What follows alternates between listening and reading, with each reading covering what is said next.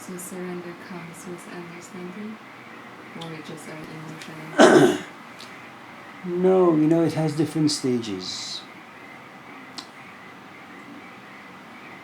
You may not want to go out on a date with person X, but because they put you in a certain emotional position where you feel guilty, uh, you kind of say, okay, you surrender your time and your money and your energy, and you take your body to a coffee shop and you meet with them. That's surrender. You surrender to a guilt. The guilt takes you to the coffee shop and you guys talk. That's one thing. Intellectually, though, as he's talking about this and that, first you're uninterested because you don't really want to be there in the first place. Second, in the back of your mind, you keep saying, when is this guy going to shut up so I can go home and sleep? So intellectually, you're not even there. And emotionally, there is no way in hell you're going to get connected with this guy. You won't have any feelings for him. Okay? So what happens is you have Irina. She's physically there in India. She is physically only a few minutes away from Bhai Sahib's house. She goes there physically to be with him, to see him, to smell him, to touch him. Okay? Physically there. What you have in the book is that he keeps telling her, why don't you intellectually surrender to me? Why do you keep asking me ridiculous questions? Why do you doubt so much? Okay. So even though physically she's there, she's surrendered her time, money, and all that stuff, intellectually she's far away. Okay. And when intellectually you're far away, okay, it damages your emotions, the intimacy. And so every time you don't really understand and you can't understand and you won't understand because he says things that go against your own understanding of things, okay, you have this emotion coming into play and it creates doubts and fear and agitation, and you want to fight with someone and you want to hit someone. Okay? Now it is true that you have these lofty ideas of respecting Bhai Sahib or your teacher and this and that, but you don't really know what that means.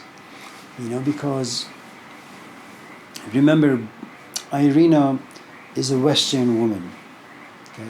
Half German, half Russian. Bhai Sahib is all Indian. India is a 5,000-year culture. It's not enough for you to go to India and find a teacher. Every teacher has a bigger culture, a big culture, which is India, Hinduism, Sufism, the way they eat, all that stuff. But inside this big culture, there is also this little culture. Okay, he was trained in the Sufi tradition by his father. There are certain etiquettes that you need to adopt for yourself. So first, you have to be Indian temperamentally to some extent. Then you have to adopt the culture of your teacher, what he wants you to learn, how you should learn them, then how you should express them. Okay? These are different stages that you have to kind of fall into.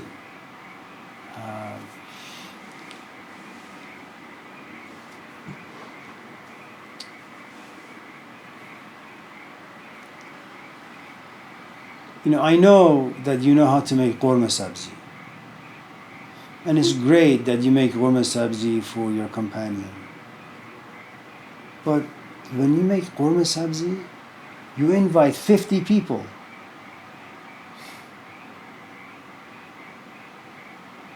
And when you invite 50 people, you have to be a great host. But that needs to live inside you. I mean, you can maybe fake it once or twice, but eventually you're going to look at this guy and say, listen, I love you, and I love korma sabzi, and I love your family. Just once every decade. And then you're sitting and having a conversation, all of a sudden there's a knock on the door. And you open the door, it's his mom. You were here yesterday. What the hell are you doing here? And why can't you knock? I'm watching you call and make an appointment. So, we don't really do that. We just kind of barge in. Well, I'm an American. That's not the way you do business. And then your man looks at you and says, Yeneng, listen. I know you have this exterior layer of being Persian, but there's so many inner layers that you're missing. You need to be Persian through and through. Which means that somehow you have to convince yourself that being Asian is not acceptable to your man. Asian etiquette is not acceptable to your man. Asian food is not acceptable to your man. It's all Persian. Now, you're a 50-year-old woman. Who has the right to demand that you get rid of all of your Asian heritage to please him? Who the hell does he think he is? Well, he's the man that you love. But you're a tax collector. In your world, love means I'm going to give you 5% love. It's like Shark Tank, right? If you've seen it, I'll give you like $10 worth of love, but in return, I want 25%. And that's not the way it usually works.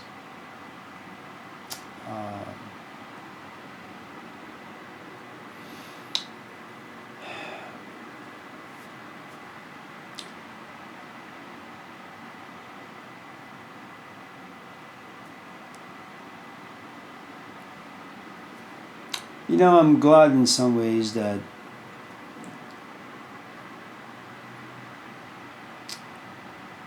you became interested enough to pursue philosophy and humanities, and eventually went to school and got your master's in humanities and then your master's in philosophy. I mean, that's a good submission on your part, that you allowed someone from the outside to create enough shame and guilt inside you and have enough dominion or power over you to say, Gening, no history, no biology, philosophy, humanities. That act of submission on your part has gotten you a few degrees, and now you teach and you make a living. The next step is you want to go into the classroom and you want to express these ideas with certain emotions. You want to embody them. Now that's a different stage of surrender and submission. You've gone there, you've tried, you realize that there are some perhaps important components missing inside you, and you can't do this on your own. Okay? But you now have 10 degrees. A master's in this, a bachelor's in that, a master's in this other thing, and people now call you a professor. Can you really go back to someone and say, yeah, I teach, but I'm really not very good. And I certainly don't have the proper emotions. And I can see my students get bored. So what do I do? I mean, that's a lot of value that you have to take from yourself. And it's difficult. I don't even think it's necessary, to be honest. I don't think we have to be an Irina Tweedy, and I don't think we have to be a Bai Sahib. There is no reason. Whatever you have been able to submit yourself to, and hopefully you have reaped positive benefits from them, that's good. But I also do understand that evolution is also at play. In the sense that submission allows you to become more and more refined, physically, intellectually, emotionally. And every time you see or you feel that, you're shortchanging yourself, you want to do more.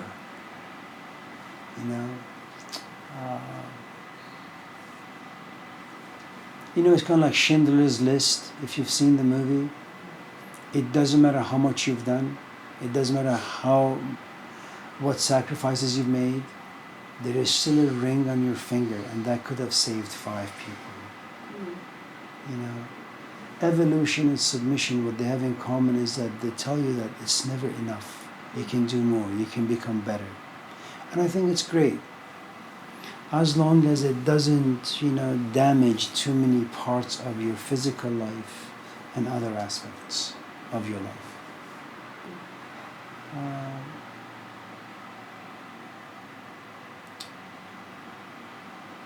And there are some temperaments that work really well. Look,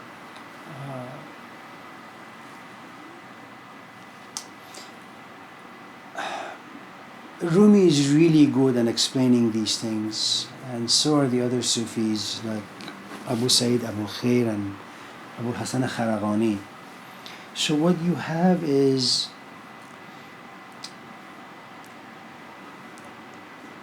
some people, Ginning, are just wired to be happy. They are happy. They are content. And they enjoy being happy. They really, really do. I mean, that's how God, if there is such a thing, that's how God created them. They experience perfection, serenity. Those people, unfortunately, sometimes they live in geographical environments where the politics, where society, where their neighborhood is so ingrained with poverty, violence, drugs, where they can never bring out that happiness, and they are forced to be sad. Now, you need to understand that if you're born to be happy, that's where you need to submit. But when you live in a society that just messes you up, what you have is conflict. Then you have some people who are wired by God to gravitate towards sadness. That's where they find joy. Okay? But they live amongst happy-go-lucky sort of people. The hippies, for example. Okay? Where it's all positive and you should always accept and be happy and be thankful. And the truth is, who they are at their very core is sad. That's what they need to worship. That's what they need to submit to. Okay? And you know the story much better than I. It's about the 2 teachers, sheikhs I just mentioned. Abu Sayyid Abu Khair is a Sufi teacher who is inwardly happy. Abu Hassan Kharagani is a teacher who is inwardly sad.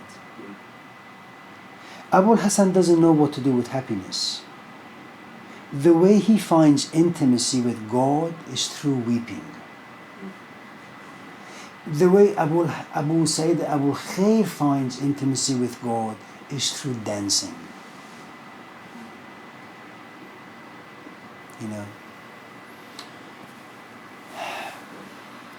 And one hopes that all these different teachers of wisdom will eventually guide the students towards their own wiring, where they can find their own voice, what lives inside their own soul. Because you may love Socrates, but reflection may not be part of your soul's design. It works for Socrates, but not for you. But it is important for you to mimic and to submit to Socrates for about 20 years. And then you realize, well, listen, I don't want to go out to the city and talk to people like Socrates. I love Socrates. He's my teacher. I worship him. I worship the ground he walks on. But Socrates was a man of the people. I am a man of the letters. I like to sit and write. The blank sheets before me are my people. And you have to, at a certain point, have the maturity and the courage to move away from the world of Socrates and say, I am Plato. I don't like people. I like cults. I'm going to create my own school. Okay? And I'm going to allow specific people to walk through the gates. I'm going to teach them math. I'm going to teach them the arts. I'm going to teach them physical activities. I'm going to teach them poetry and philosophy. This is not what Socrates did. But the core of Plato, it was shaped, formed by Socrates, and then he was let go. And good for Plato for having found his own voice. I mean, if it wasn't for Plato, we would never know anything about philosopher king. We would never know anything about democracy. We would never know anything about individualism. You know, good thing that he wasn't like Socrates, that he wasn't crucified. He lived long enough to just write.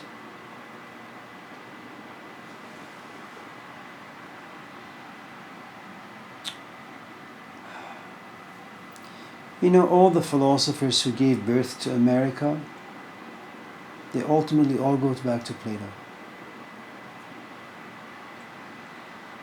America owes its existence to Plato. If Plato did not write, maybe America would never be.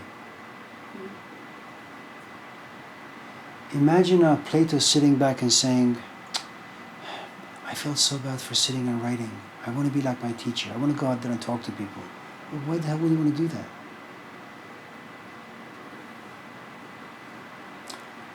But remember again, you know, after 20, 30 years of submitting to Socrates, then you submit to your own voice that lives deep down.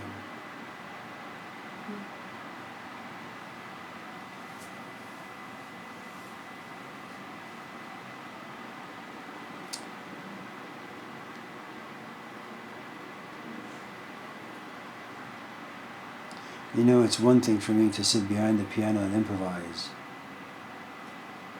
and quite another for Beethoven to sit behind the piano and improvise. I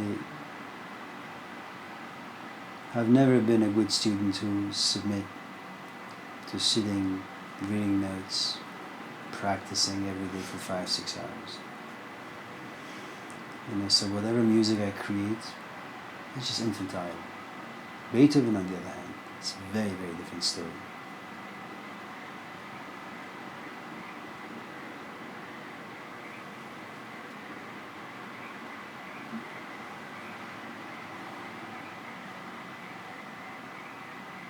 And it's a tricky place to be because you don't really know when you should leave.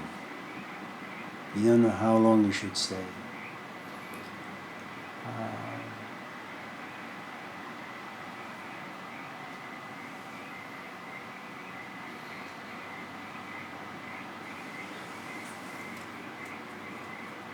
You know, we were lucky, the three of us, when we were with Hussein.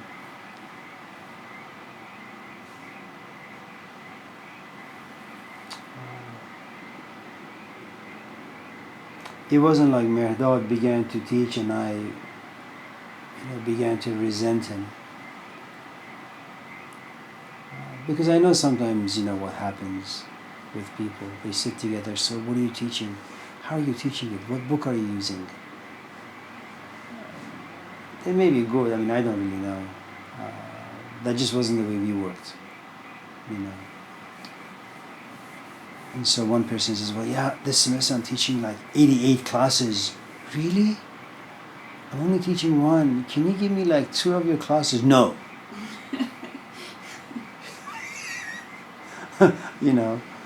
And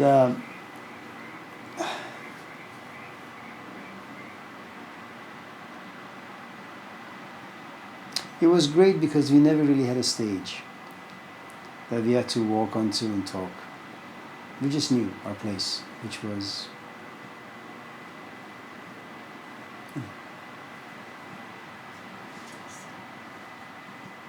You have nothing to say, so keep your mouth shut. That's what we did for a couple of decades.